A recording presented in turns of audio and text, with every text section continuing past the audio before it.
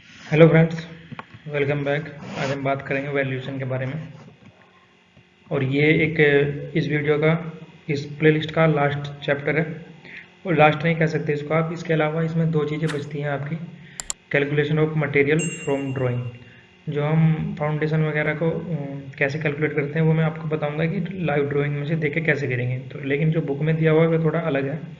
आप कभी कैलकुलेट करोगे तो उसमें आपको अच्छी तरीके से समझ में आ जाएगा, जैसे मैं समझाऊंगा ड्राइंग में देख के रियल टाइम में कैसे कैलकुलेट करते हैं। ड्राइंग में दिया हुआ है हुक वगैरह मोड़ते हैं, 9 डाया, ये फलाना दिखाना, तो उसमें ऐसा कुछ है नहीं है बुक में। क्योंकि प्लेन स्टील के था तब तो हुक मोड़ते थे, तो एल कैसे मोड़ते हैं, ये अब ग्रिप वाला स्टील आ गया है, उसके बारे में सब कुछ मैं बताऊंगा कैसे करते हैं।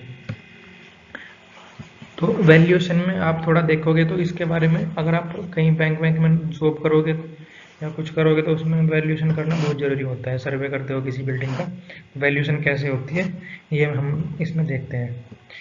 तो किसी भी मशीन का, फैक्ट्री का, बिल्डिंग का वैल्यूएशन करते हैं तो इसका डिपेंड करता है वैल्यूएशन स्ट्रक्चर के ऊपर, लाइट के ऊपर, मेंटेनेंस कंडीशन कैसी है, लोकेशन कहाँ पर है, और बैंक इंटरेस्ट कितना है, बैंक इंटरेस्ट है या नहीं है, लीगल कंट्रोल किसके पास है, पर्पस ऑफ वैल्यूएशन क्या है, किस पर्पस से हम वैल्यूएशन कर रहे हैं, और सप्लाई क्या है इसके, और डिमांड पोजीशन कितनी है।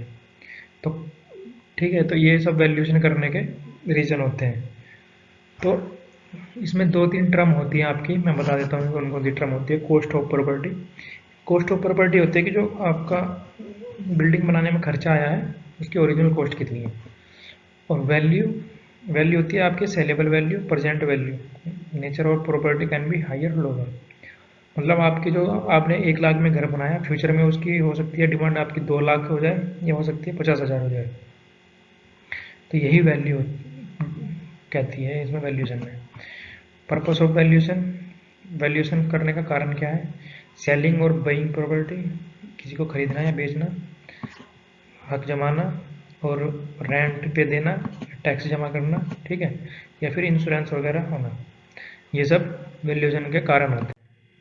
उसके बाद इसमें एक टर्म यूज होती है आउटगोइंग्स। आउटगोइंग्स का मेन मतलब क्या है, रिपेयर। अगर रिपेयर में कोई खर्चा होता है, प्रॉपर्टी, ठीक है, कंस्ट्रक्शन का रिपेयर होना, बिल्डिंग का भी रिपेयर होना, कुछ छोटी मोटी चीज़ तोड़ के बनाना, तो वो सब रिपेयर आउटगोइंग्स में आते हैं। एनुअली टैक्स जमा करना, ये सब आउटगोइंग में आते हैं।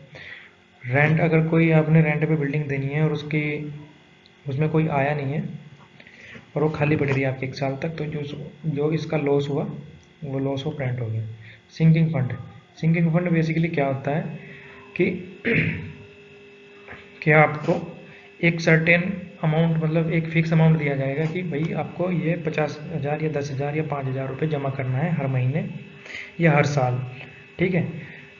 तो जब तक आपकी एज, जैसे आपकी बिल्डिंग की 70 ईयर्स है या 100 ईयर्स है, तो जब आपके 100 ईयर पूरे हो जाएंगे तो आपके पास उस बिल्डिंग की पूरी कॉस्ट, 90% कॉस्ट आपकी जमा हो जाएगी, और 10% कॉस्ट आप बिल्डिंग को तोड़ के जो आपका उसका वेस्ट मटेरियल बचतेगा, स्क्रैप वैल्यू, उसको पूरा करके आप 100% बिल्डिंग का अमाउंट इकट्ठा कर सकते हो, ठीक है। तो 5% सर्विस चार्ज होता है, 5 से 10%, जैसे चौकीदार, रेंट कलेक्शन वाला हो गया, स्वीपर हो गया, लिफ्ट ऑपरेटर, पंप ऑपरेटर, ये सब होते हैं। ये सब बड़ी बिल्डिंगों का होता है। Insurance, insurance premium is average from the rent of the building. तो इंश्योरेंस प्रीमियम डिफरेंट होता है रेंट से, ठीक है। तो ये सब होता है, आउटगोइंग्स में आते हैं। अब कुछ मिसलेनियस खर्चे, जैसे रिपेयर वाला हो गया, इलेक्ट्रिशियन हो गया मेंटेनेंस के लिए, तो ये सब मेंटेनेंस का बड़ी सोसाइटी में जैसे खर्चा आता है। तो इसका एंड होता है इस प्ले लिस्ट का। जल्दी हम नई प्ले लिस्ट लेके आएंगे आरसीसी के ऊपर। अगर आपको किसी और सब्जेक्ट के ऊपर प्ले लिस्ट चाहिए तो हमें कमेंट करके ज़रूर बताएं। और हमारी सारी वीडियो देखने के लिए सभी का बहुत बहुत धन्यवाद। चैनल को सब्सक्राइब, शेयर करना ना भूलें फ्रेंड्स के साथ। Thank you very much.